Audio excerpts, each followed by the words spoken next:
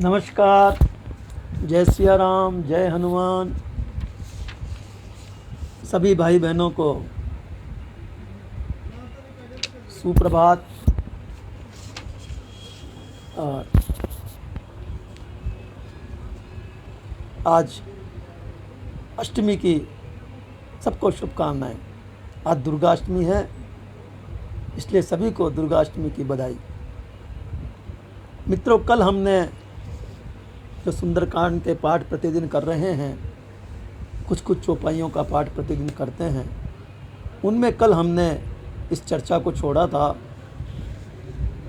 वो विभीषण जी से भगवान राम पूछ रहे हैं कि लंका समुद्र को कैसे पार किया जाए, इसका क्या रास्ता निकाला जाए, क्या विधि निकाली जाए। तो विभीषण जी ने कहा था कि प्रभु तुम्हार कुल गुरु जलधि कहीं उपाय विचार, बिनु प्रयास सागर तरई सकल भालु कपिधार। हे प्रभु, आप समुद्र के पास जाकर के विनती कीजिए। वो आपके कुल गुरु भी हैं और देव भी हैं।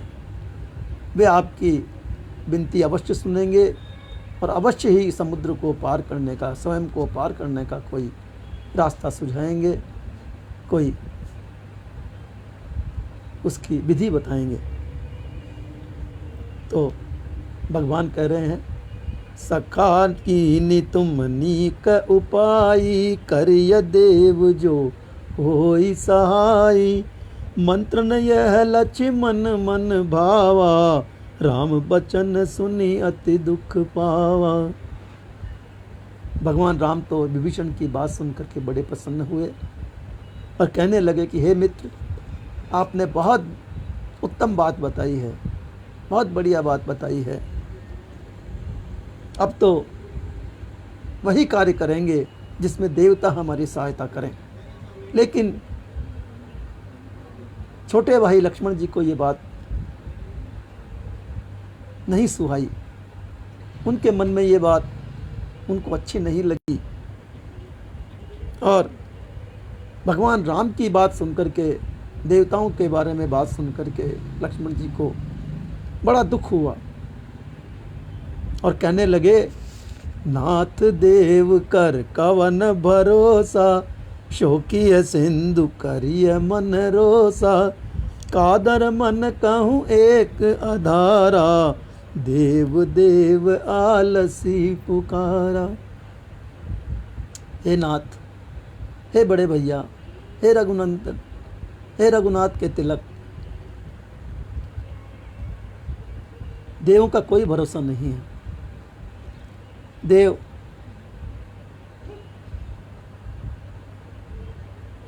जो है वो हमें आलसी कहेंगे, लोग हमें आलसी कहेंगे, और जो आलसी पुरुष होता है वही देवताओं की शरण में जाता है। जबकि देवताओं का कोई भरोसा नहीं है, कार्य करें तो करें, नहीं करें तो नहीं करें। इसलिए मैं तो कहता हूँ, शोकीय सिंधु करिय मन रोसा। मन में क्रोध भर करके और समुद्र को ही सोख लिया जाए और सेना के लिए रास्ता बना लिया जाए। सुनत भी हंसी बोले रघुवीरा, ऐसे ही करब धरऊं मन धीरा। अस कहीं प्रभु अनुजय समुझाई, सिंधु समीप गए रघुराई। रघुनाथ जी मुस्कुराए लक्ष्मण की बात सुन करके, मंद मंद मुस्कुराते हुए कहने लगे, लक्ष्मण ठीक है, जैसा तुम कहते हो वैसा ही करेंगे, लेकिन थोड़ी धीरज धरो, थोड़ी प्रतीक्षा करो। ये कहते हुए भगवान मुस्कुराते हुए, लक्ष्मण जी को समझाते हुए समुद्र के तीर पर आ गए हैं, समुद्र के पास आ गए हैं। और प्रथम प्रणाम कीन सिर नाई, बैठे पुनि तट दर बडसाई। जब ही विभीषण प्रभु पै आए, पाछे रावण दूत पठाए।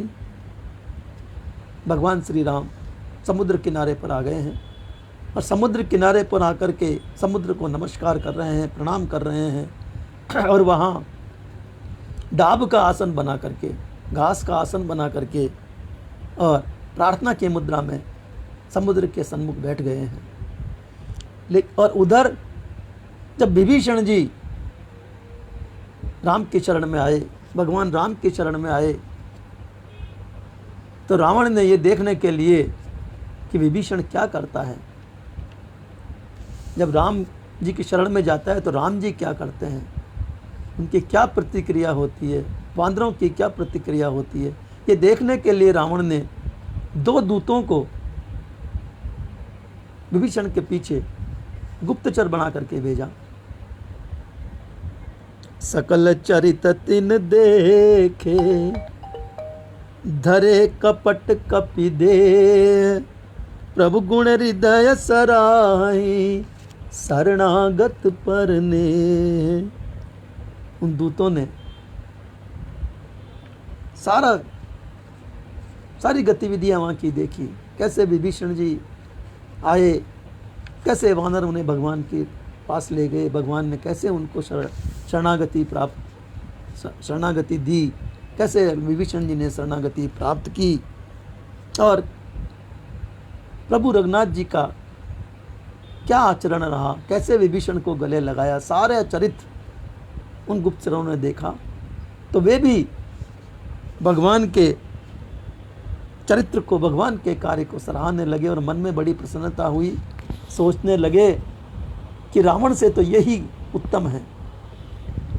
प्रगट बखानहि राम सुभाऊ, अति सप्रेम गा बिसरि दुराऊ, रूप के दूत कपिन तब जाने, सकल बांध कपीस पहियाने।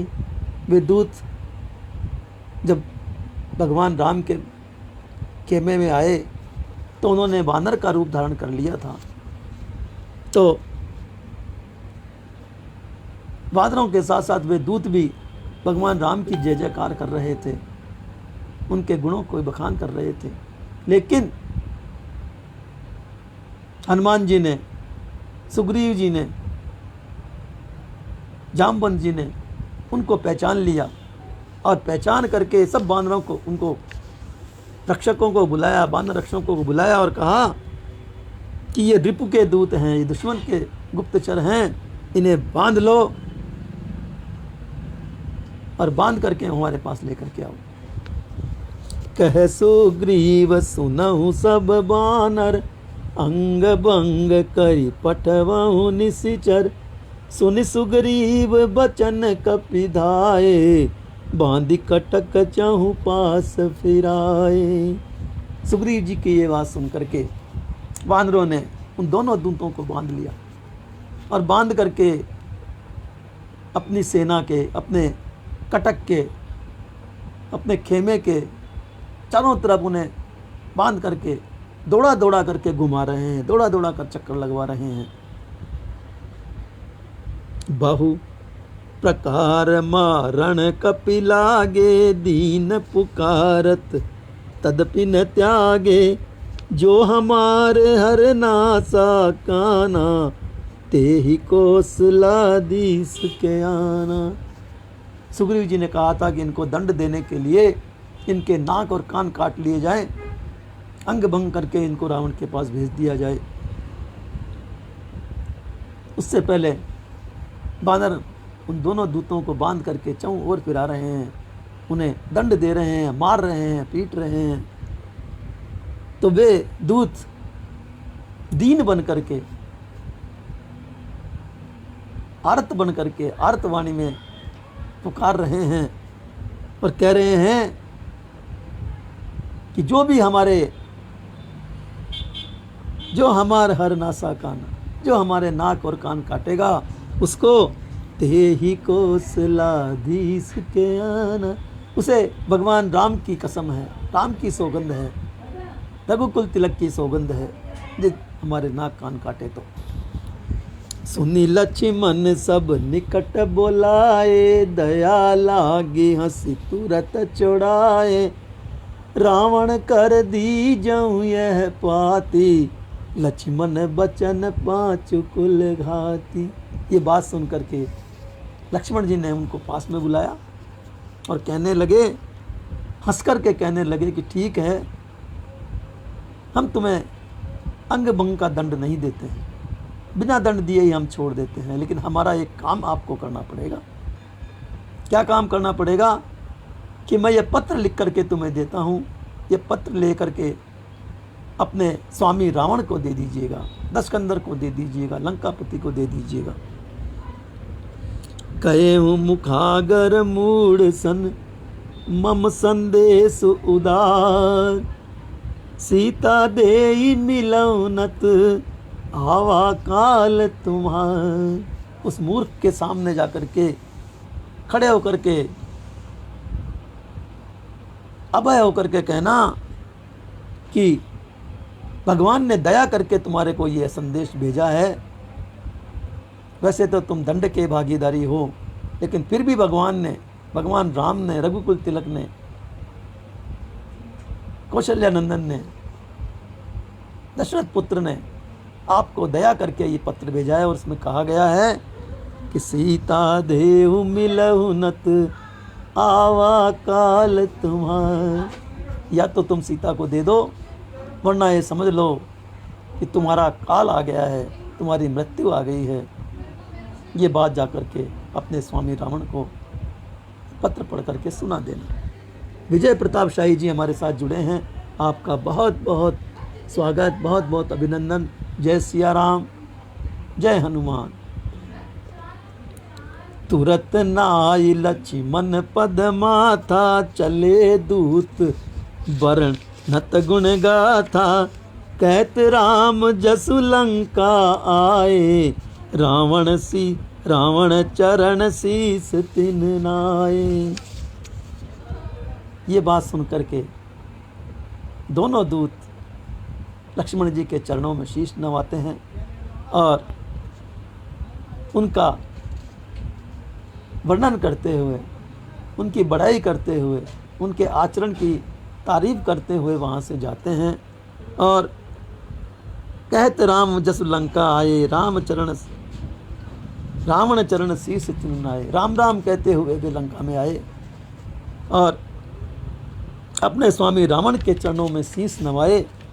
तो बियसी दसानन पूछी बाता, कैसी न सुख आ पनि कुशलाता, उनिकऊ खबर विभीषण केरी, जाहि मृत्यु आई अति तेरी। हे शुक,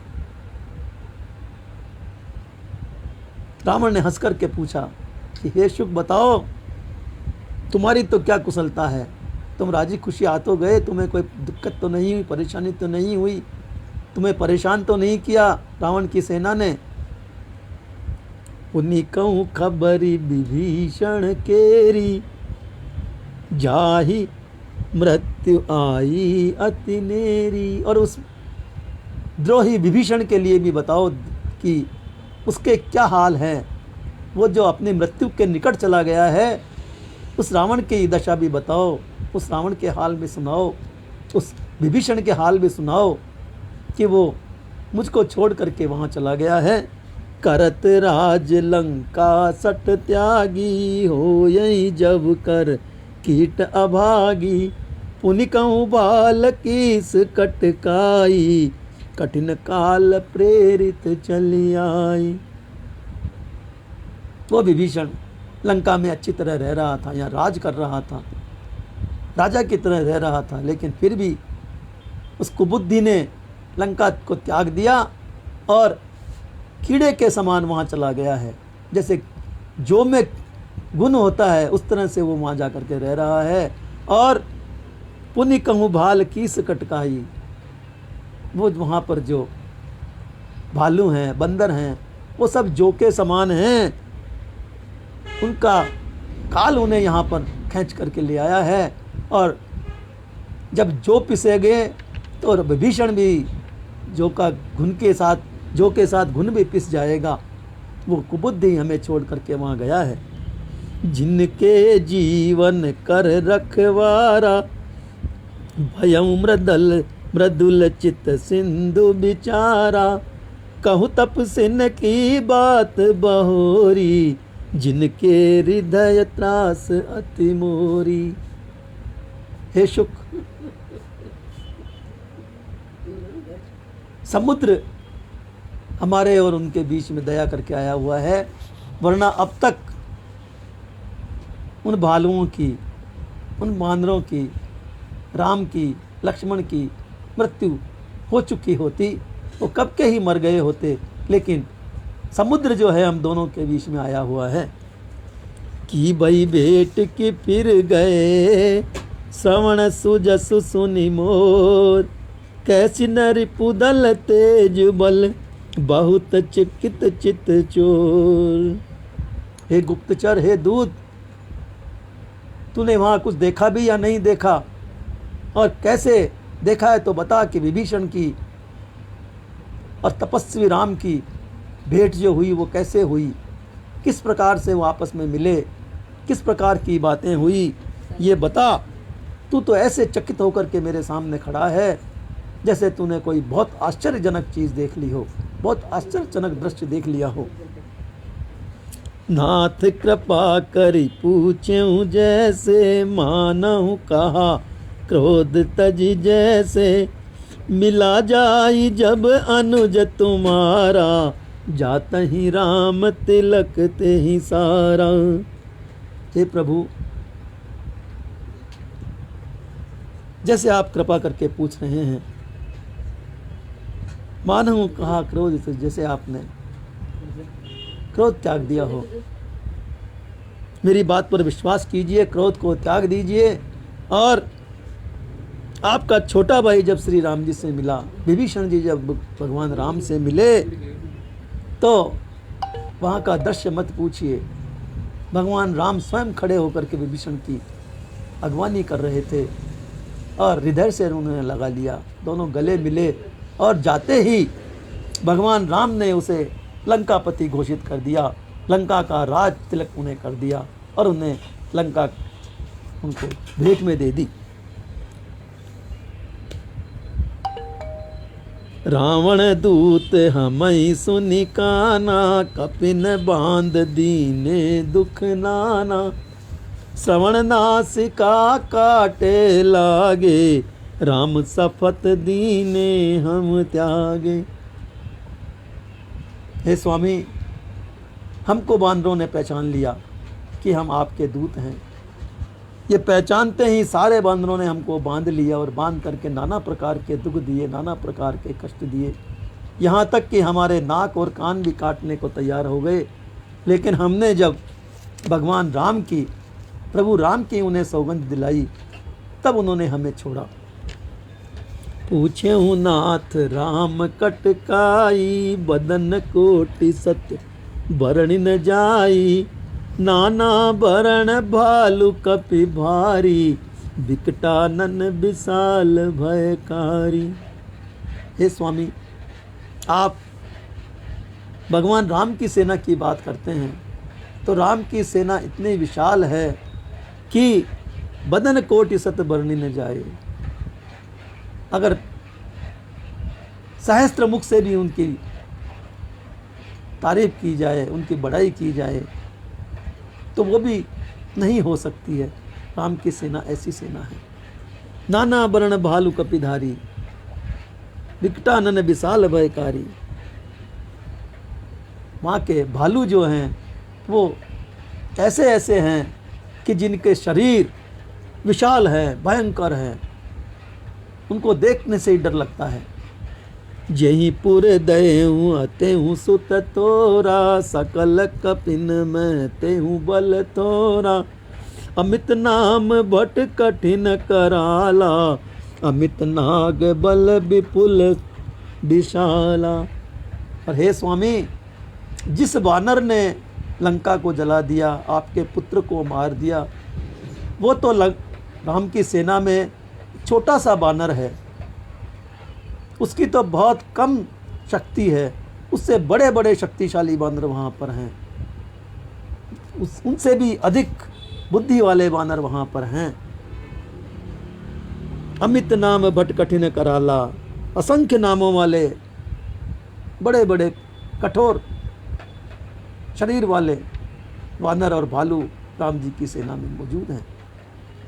दिविद मयंद नील नल अंगद गद विकटास, दधिमुख के हरि निसट सट जामवंत बलराज। दिविद मयंद नील नल अंगद गद विकटाश, दधिमुख केसरी निषट शठ और जामवंत जैसे बले बले बड़े बड़े बलशाली राम जी की सेना में मौजूद हैं। एक कपि सब सुग्रीव समाना, इन सम कोटिन गनई को नाना।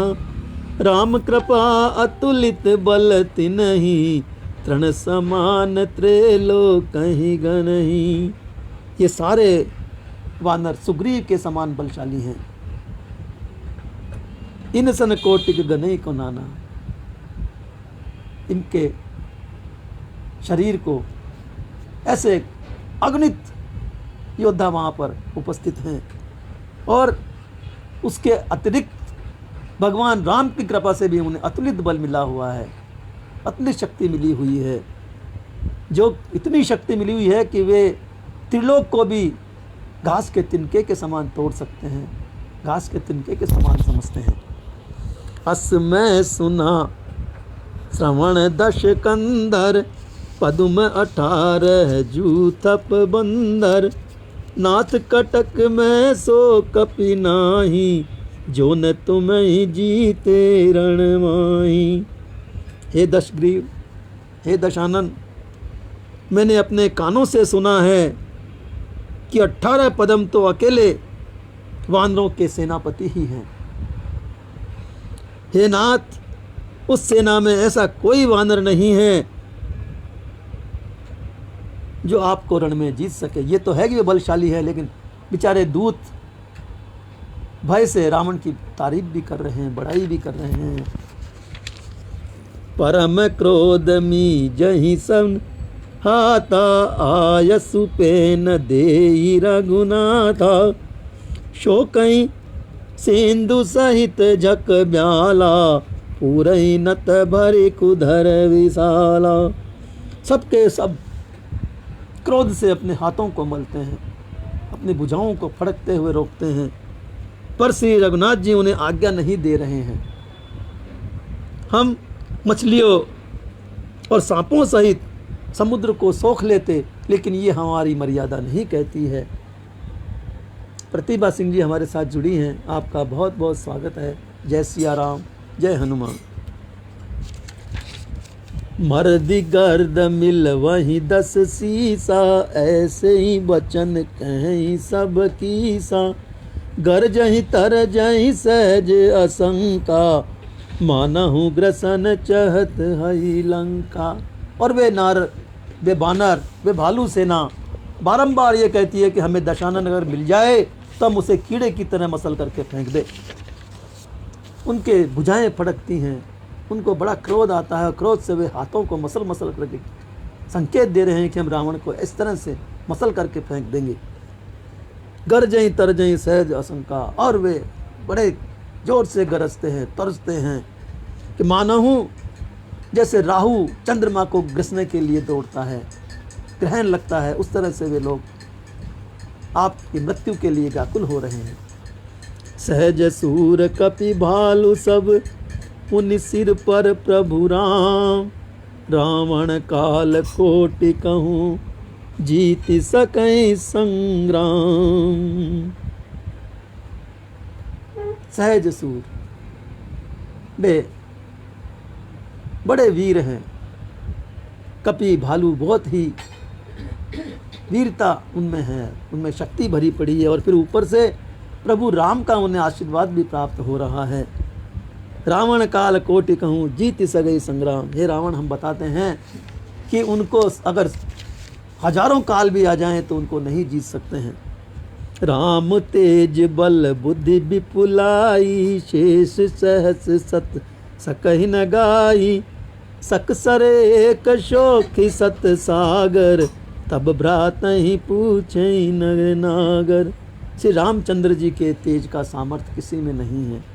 बल और बुद्धि की अधिकता लाखों शेषनाग भी यदि अपने मुखों से कहें तो भी वे उसका बखान नहीं कर सकते हैं, क्योंकि राम तो चाहें तो एक बाण से, जिस समुद्र की तुम बात करते हो, एक बाण से उस समुद्र को सोख सकते हैं, लेकिन उन्हें समुद्र की मछलियों का, सांपों का, इन पर उनको दया आ रही है कि समुद्र के सोखने पर उन सब के प्राण पखेरु उड़ जाएंगे। तासु वचन सुनि सागर पाही, मांगत पंथ कृपा मन माही। सुनत बचन बिहसा दस सीसा, जो सिमति सहाय कृत कीसा। लेकिन वही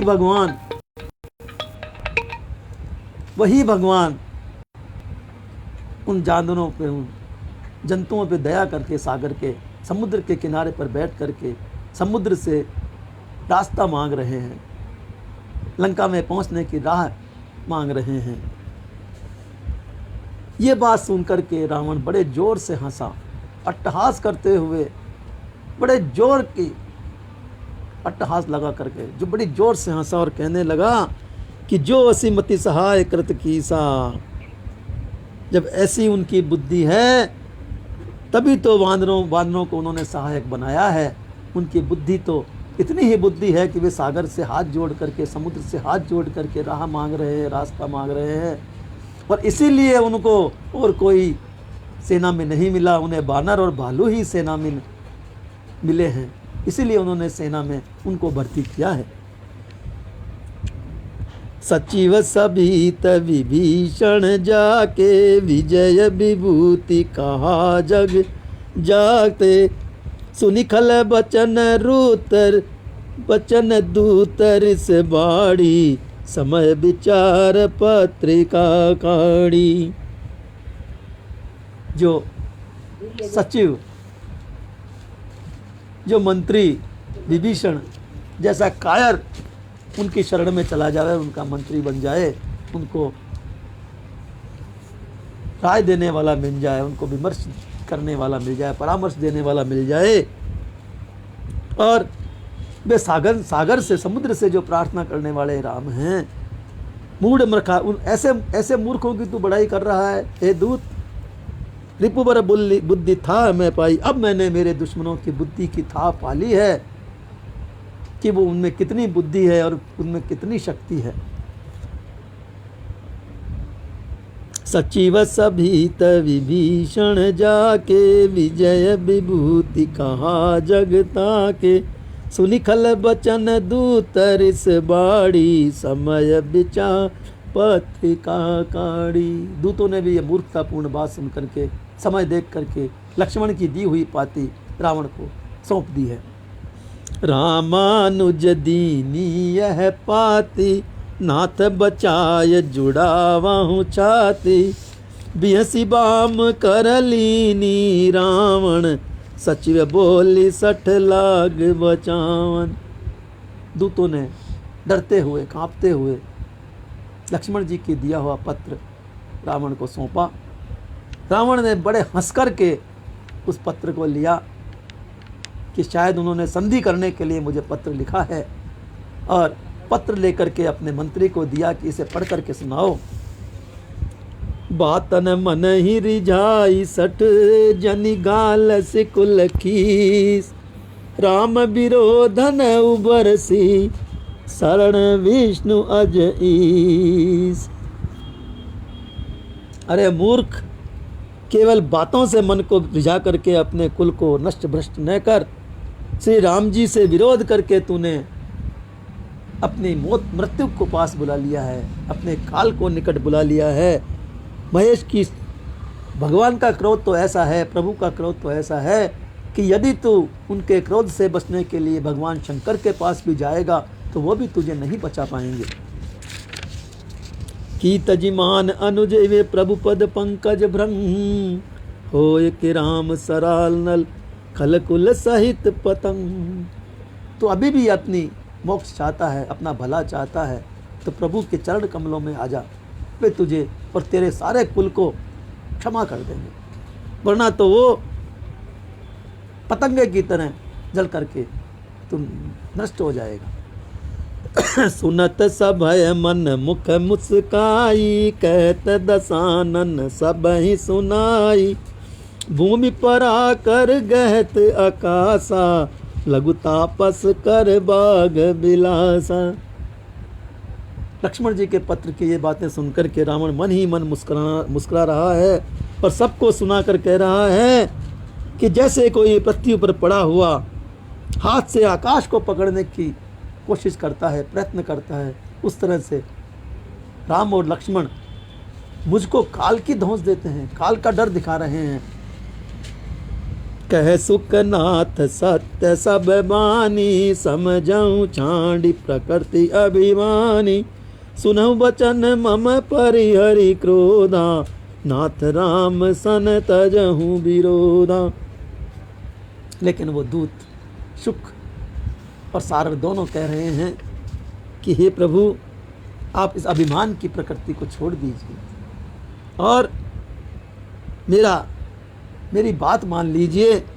नाथ राम सन तजहूँ विरोधा, भगवान राम से विरोध छोड़ दीजिए।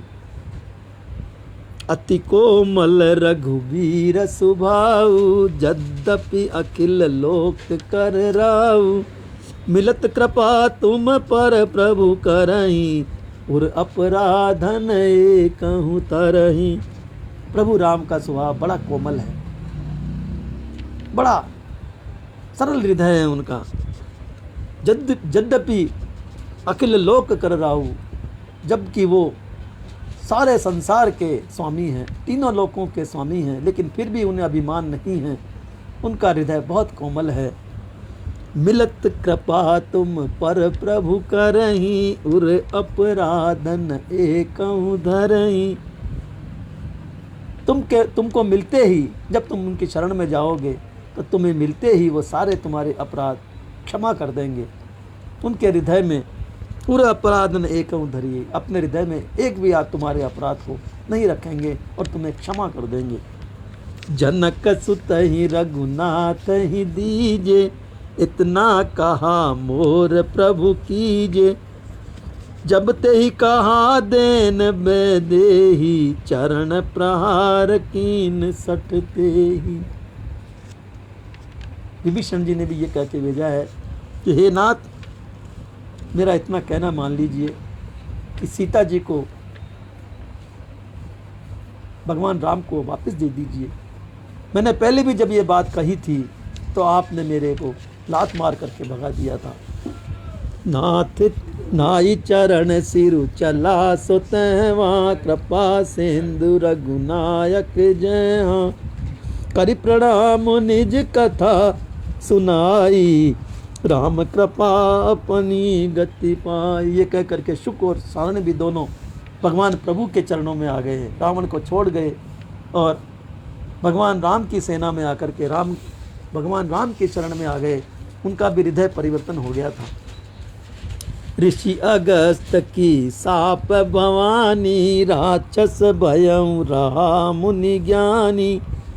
बंदी राम पद बारहि बारा, मुनि निज आश्रम कहूँ पगधारा। शिव जी कहते हैं कि हे भवानी, वो ज्ञानी मुनि था, अगस्त्य ऋषि के आश्रम में शाप से राक्षस हो गया था। बार बार श्री राम के चरणों में वंदना करके वे मुनि अपने आश्रम को चला गया। शुक जो था वो किसी जमाने में बहुत बड़ा मुनि था, लेकिन ऋषि अगस्त्य के श्राप से वो राक्षस योनि में आ गया था। तो भगवान प्रभु के चरणों में नमस्कार करके वो अपने आश्रम में पुनः चला गया। विनय न मानत जलधि जड़, गए 3 दिन बीत। बोले राम सकोप तब, भय बिन होयन प्रीत। उधर भगवान राम समुद्र के किनारे बैठ करके समुद्र से प्रार्थना कर रहे हैं कि हमें राह दीजिए, हमें रास्ता दीजिए, लेकिन विनय न मानत जलधि जड़, गए 3 दिन बीत। मूर्ख समुद्र उनकी विनती को नहीं सुन रहा है। 3 दिन व्यतीत हो गए, लेकिन फिर भी समुद्र पर कोई प्रभाव नहीं पड़ा। तब लक्ष्मण बान सरासन आनु, शोखों बारिद बिसिक क्रसानु, सट सन विनय कुटिल सन प्रीति, सहज कृपन सन सुंदर नीति। तब लक्ष्मण जी को बड़ा क्रोध आया और उन्होंने क्रोध करके अपने धनुष पर बाण को चढ़ा लिया और कहने लगे कि सट सन विनय कुटिल सन प्रीति, मूर्ख के सामने कभी विनय नहीं करनी चाहिए और कुटिल से कभी प्रीति नहीं करनी चाहिए, दुष्ट से कभी प्रीति नहीं, प्रेम नहीं करना चाहिए। वो प्रेम कभी सफल नहीं होता है और दुष्ट से, मूर्ख से यदि आप विनय करेंगे तो वो और अभिमानित हो जाएगा और भी उसको घमंड आ जाएगा। ममता रत सन ज्ञान कहानी, अति लोभी सन बिरति अखानी, क्रोध ही सम कामी हरि कथा, ऊसर बीज फले फल जैसा। ममता में फंसे हुए मनुष्य की गति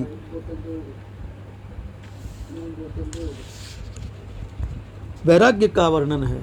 क्रोध में फंसे हुए शांति की बात कामों और कर्मों से भगवान की कथा, इनका वैसा ही फल होता है जैसे उसमें बीज बोने से होता है। लेकिन ऊसर बीज बड़े फल जैता, ऐसे मूर्खों को समझाने में, दुष्टों से प्रेम करने में ऐसे होता है जैसे बंजर जमीन में बीज डाल दिया जाए, उस बीज से कुछ नहीं उग पाता है।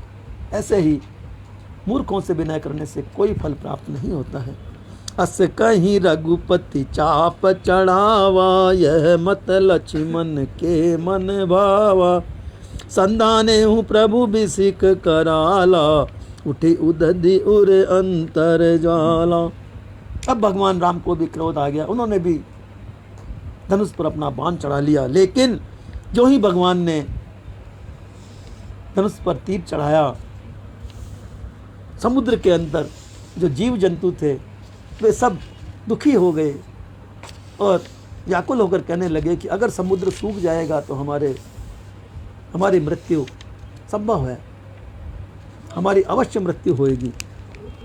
मकर उरग झक गन अकुलाने, जरत जंतु जल निधि जब जाने, कनक थार भरी मणि गन नाना, विप्र रूप आयऊं तजिमाना। समुद्र ने जब जल के जीवों को, मछलियों को, मगर को, सांपों को, अनेक प्रकार के जंतुओं को जब विकल होते हुए देखा, दुखी होते हुए देखा, तब कनक थार भरी मणि गन नाना, विप्र रूप आयऊं तजिमाना।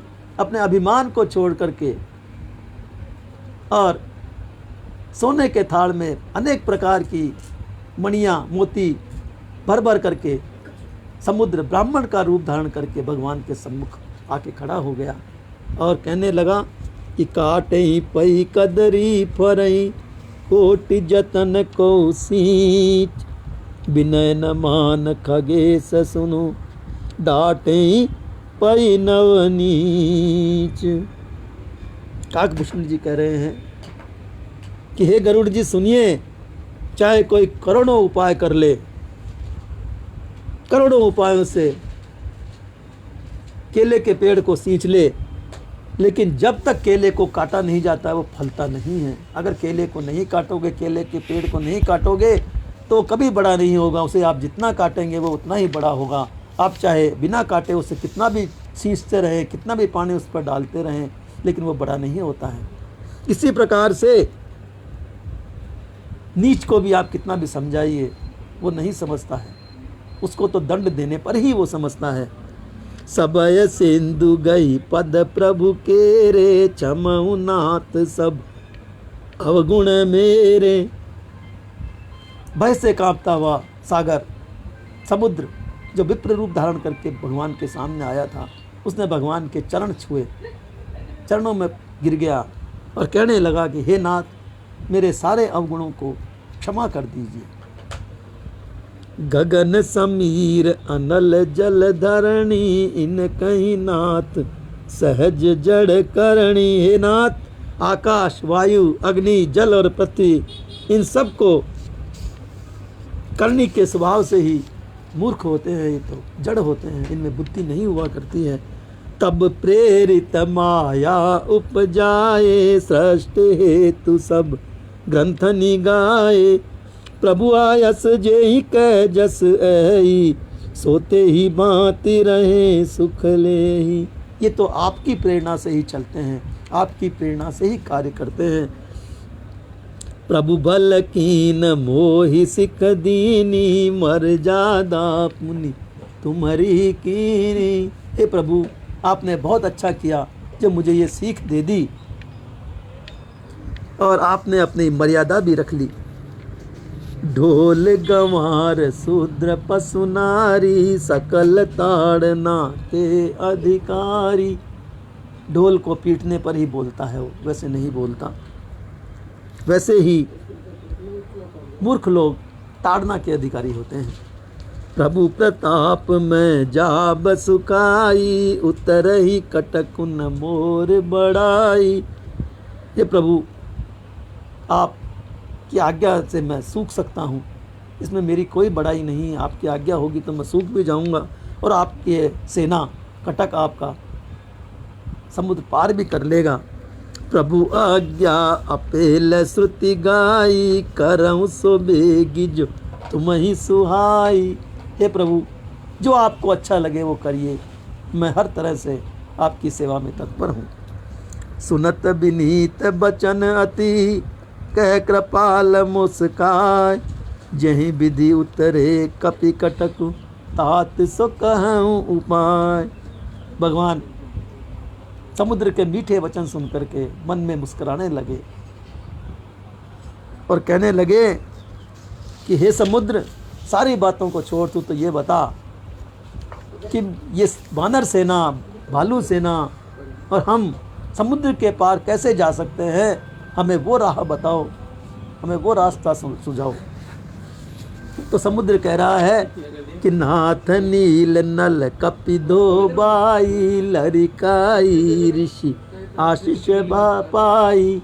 हे प्रभु, आपकी सेना में 2 वानर ऐसे हैं जिनको ऋषियों ने वरदान दिया हुआ है कि तुम कोई भी चीज़ समुद्र में डालोगे, पानी में डालोगे तो वो डूबेगी नहीं, वो तैरती रहेगी। और वो 2 भाई नल और नील हैं, उनके हाथ से यदि समुद्र में पत्थर डाले जाएं तो वे तैरते रहेंगे, डूबेंगे नहीं। तिनके परस किए गिरि भारी, तरी हैं जल्दी अब प्रताप तुम्हारे। मैं पुनि उरे धरि प्रभु प्रभुताई, करे हूँ बल अनुमान सुहाई। हे प्रभु, मैं भी आपकी प्रभुता को हृदय में धारण करके आपके बल के अनुसार ही कार्य करूंगा, आपकी सहायता करूंगा। हे नाथ, यही विधि नाथ पयोधि बंधाई, जय सुजस लोकति हूँ गाई।